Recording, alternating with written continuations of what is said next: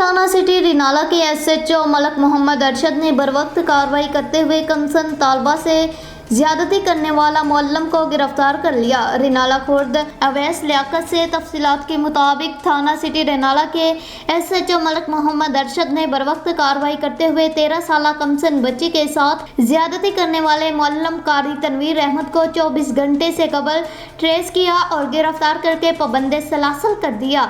इत्तला मिली कि 13 साल कमसन बच्ची दीनी तालीम हासिल करने के लिए जामिया मस्जिद आजम टाउन जाती थी। मुलजिम कारी तनवीर अहमद अपनी कमसन तालबा को डरा धमका कर उससे ज्यादती करता है। अल्ट्रासाउंड करवाने पर पता चला बच्ची 7 माह की हामला है। बच्ची की वालिदा की मुद्दत में मुकदमा दर्ज कर लिया गया। DPO उकाड़ा का कहना था मुलजिम को कानून के मुताबिक करारवा की सजा दिलवाई जाएगी।